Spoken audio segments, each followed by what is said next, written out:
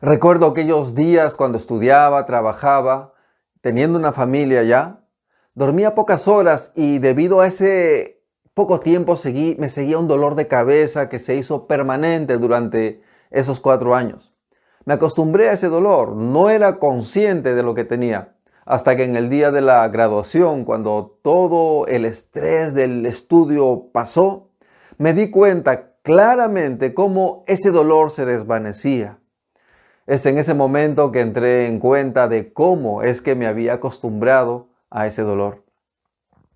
Toda persona nace bajo la condición del pecado y vive practicándolo. Y esto hace que el ser humano tenga una vida desdichada hasta que decide seguir a Cristo. Al experimentar el cambio, uno se da cuenta de la condición en la que se encontraba antes, de las desdichas bajo la que se vivía, aunque no se era consciente. Es esta experiencia que nos lleva a nunca querer soltarnos de Cristo, de su gracia y de su amor. En base a Juan, capítulo 5, versículos 1 al 5, veamos esta triste verdad, la desdicha del hombre. Después de estas cosas había una fiesta de los judíos y Jesús subió a Jerusalén. En Jerusalén, cerca de la puerta de las ovejas, hay un estanque llamado en hebreo Betesda, el cual tiene 5 pórticos. En ellos yacían muchos enfermos, ciegos, cojos y paralíticos, que esperaban el movimiento del agua, porque un ángel descendía al estanque de vez en cuando y agitaba el agua, y el primero que descendía al estanque después del movimiento del agua quedaba sano de cualquier enfermedad que tuviera. Allí había un hombre que hacía 38 años que estaba enfermo.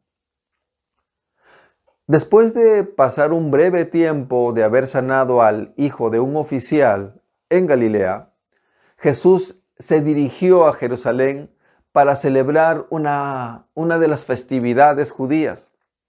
Estas fiestas eran celebraciones realizadas para agradecer y exaltar al Señor. Todo lo que se hace en estas fiestas tiene un significado simbólico de la obra de Dios en el pueblo de Israel. No se parece en nada a las festividades que se celebran hoy en nuestra sociedad. Y el Señor se acerca a un estanque en el que habían muchos enfermos. De acuerdo a los versículos 3, el 4 y también el 7, estos esperaban a que el agua se agite para ellos meterse al estanque y ser sanados. El detalle está en que solo el primero en meterse al estanque se sanaba. En esos días no había medicamentos como hoy, ni tampoco el conocimiento de los cuidados que hoy tenemos para con los enfermos. Y tampoco existían los analgésicos que hoy tenemos. Los enfermos sufrían mucho. Entre estos, había un hombre que estuvo enfermo por 38 años, soportando el dolor durante 38 años, sin poder desplazarse durante 38 años, dependiendo de la misericordia de otros para alimentarse durante 38 años. No sabemos cómo se asearía, si tenía otra ropa o si alguien le lavaba. La vida de este hombre era una desdicha. Sin amigos, impotente y desesperado. Y se encontraba tan cerca de ese estanque, esperando, estaba muy cerca del lugar donde podría ser sanado. Estaba allí al frente, mirando ese estanque. Tal vez vio cómo es que otros se sanaban, pero él no podía alcanzar a ingresar. Él seguía enfermo. No parecía probable que llegase algún alivio o cambio para bien. excepto la muerte. Pero este no era el único hombre que sufría. En este lugar había mucha gente así. ¿Cuántos enfermos habrían en todo Jerusalén, en todo Israel, en todo Roma?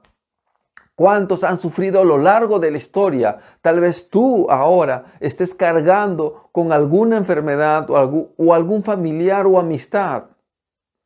Y la causa original de esta desdicha en la humanidad, en el hombre, es el pecado.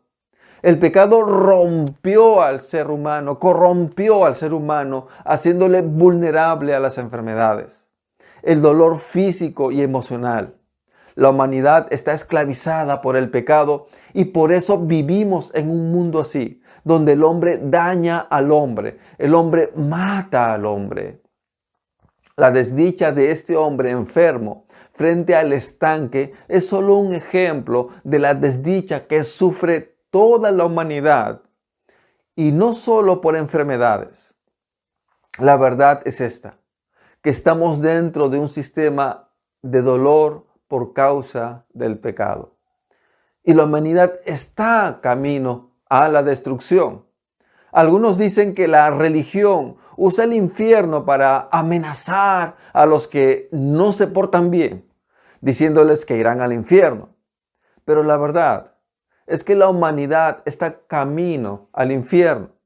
Y eso lo podemos corroborar solo al mirar cómo está nuestra sociedad, sufriendo por el pecado, por causa del pecado. No importa si uno se comporta un poco mejor o un poco peor. La verdad es que la humanidad está yendo camino a la destrucción.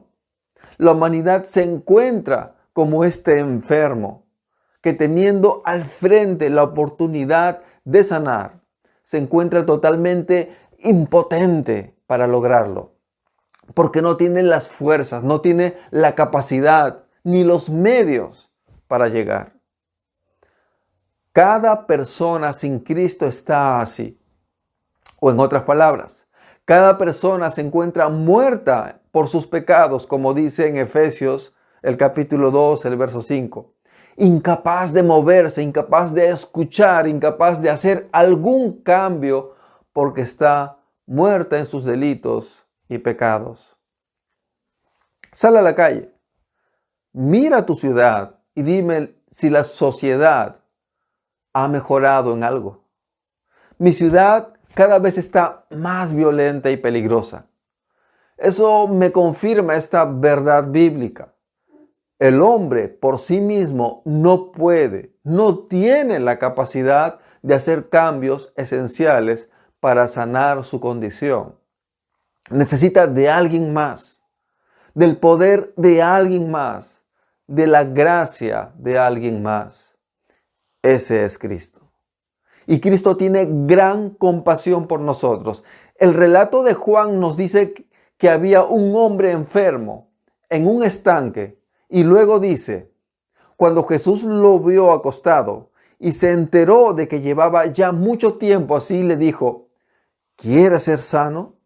El enfermo le respondió, Señor, no tengo a nadie que me meta en el estanque cuando el agua se agita. Y en lo que llego, otro bajó antes que yo. Jesús le dijo, levántate, toma tu lecho y vete. Y al instante aquel hombre fue sanado y tomó su lecho y se fue. Pero aquel día era día de reposo. Nadie ayudaba a este hombre. Estaba abandonado, desechado y olvidado entre toda esa gente. Por lo tanto, nuestro Señor debió saber de manera sobrenatural que este hombre estaba enfermo por 38 años y se compadeció de él. Le sanó de forma bondadosa y poderosa y le dijo que se vaya de ese lugar porque ya no tenía motivos para estar allí.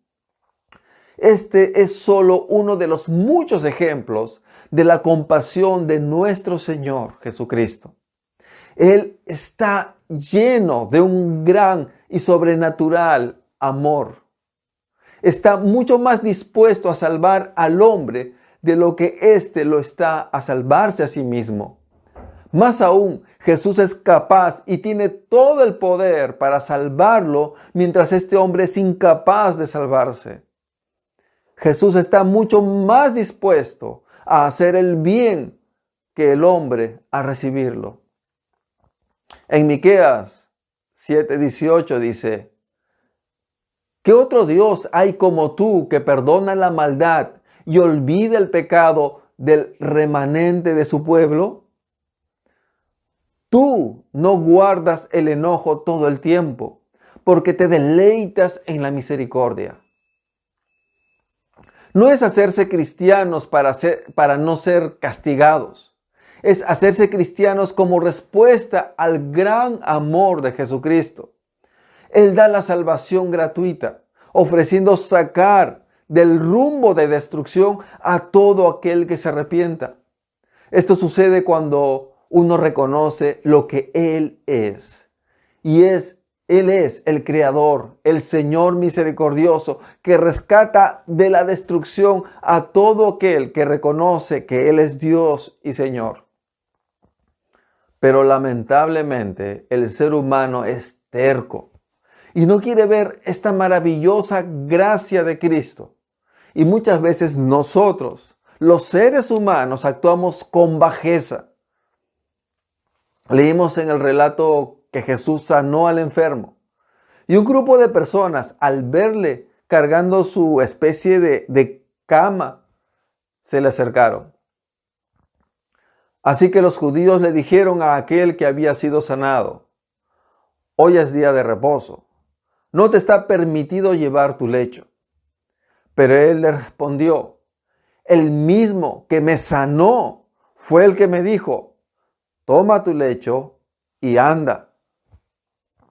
Entonces le preguntaron: ¿y quién fue el que te dijo: toma tu lecho y anda? Pero el que había sido sanado no sabía quién lo había sanado, pues Jesús se había apartado de la gente que estaba en aquel lugar. Después, Jesús lo encontró en el templo y le dijo: como puedes ver, has sido sanado.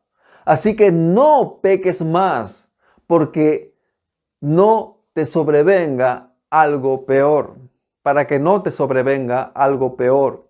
Aquel hombre se fue y les hizo saber a los judíos que el que lo había sanado era Jesús. Cada vez que leo esta parte me siento incómodo. Jesús vio el sufrimiento de un hombre y le liberó de tal enfermedad. Y los fariseos, molestos, porque este hombre sanado cargaba su 1,5 metros de tela.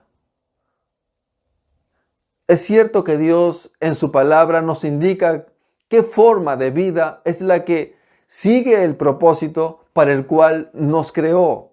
Y esa forma de vida está compuesta por acciones, de las cuales el Señor describe en la Biblia. Estos son sus mandatos. Pero personas como estas, que preguntaron al sanado, a las que les molestó que un hombre cargue en el día de reposo su camita, habían agregado más reglas. Eran normas hechas por ellos, por seres humanos con defectos como tú y como yo. Esas normas eran muy exigentes y eran absurdas. El resultado fue que esas reglas para estos judíos eran más importantes que aliviar el sufrimiento de una persona, que el amor al prójimo. Y es esto lo que me hace sentir incómodo y hasta indignado.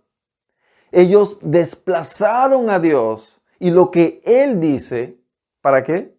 Para seguir sus razonamientos y sus criterios. Y el resultado fue ser indolentes ante el sufrimiento ajeno. Cuán bajo cae el hombre al estar apartado de Dios y seguir su propio camino. Es cierto que debemos ser críticos reflexivos. Debemos evaluar lo que nos dicen, pero con respecto a verdades eternas y espirituales que sobrepasan nuestra capacidad, lo que tenemos que hacer es ser humildes y escuchar lo que el Creador, nuestro Dios, único y verdadero, aquel que lo sabe todo, nos dice. Y eso está descrito en la Biblia.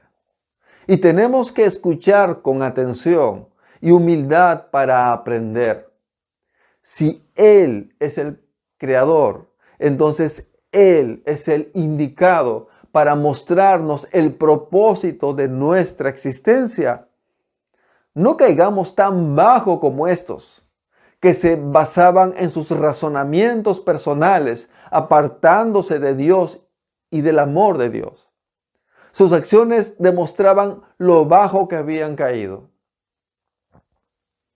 Pero la grandeza de Dios está presente y por eso los judíos lo perseguían y procuraban matarlo, porque hacía esto en el día de reposo.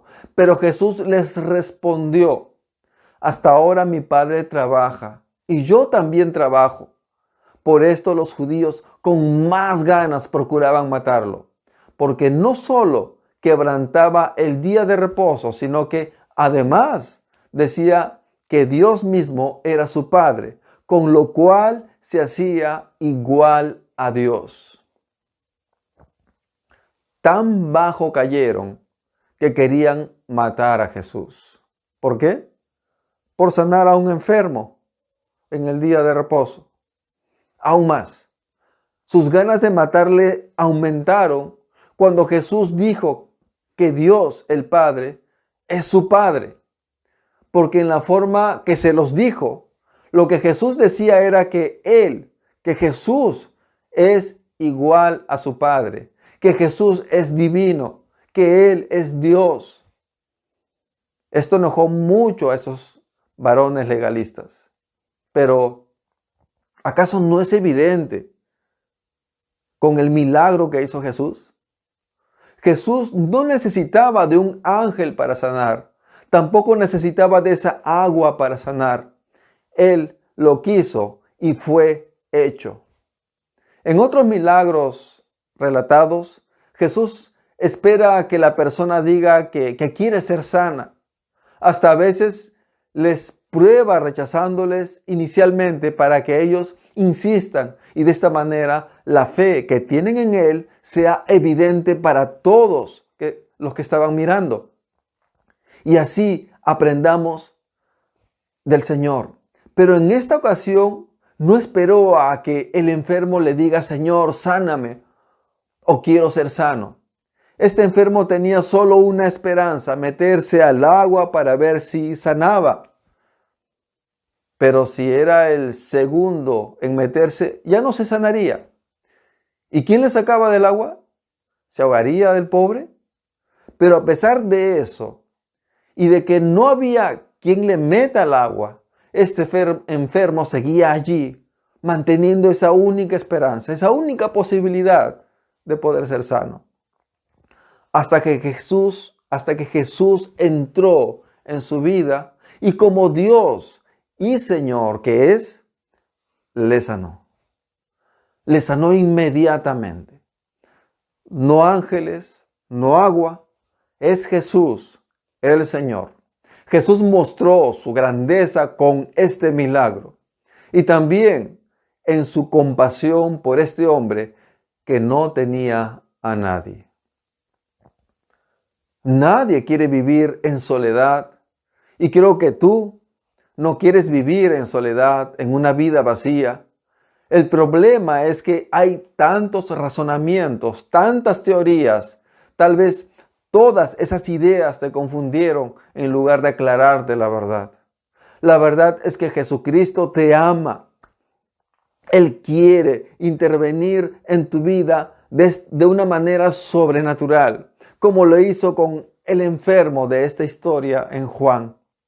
Lo primero que te dice el Señor en las Escrituras es que reconozcas que ese estilo de vida que no es a la manera de Dios está equivocado y que es necesario que des un giro para que desde ahora en adelante vivas al estilo que Dios quiere, a la forma que Dios quiere. Acércate a Dios en oración y pídele perdón por haber llevado una vida en donde no has estado siguiendo sus indicaciones descritas en la Biblia.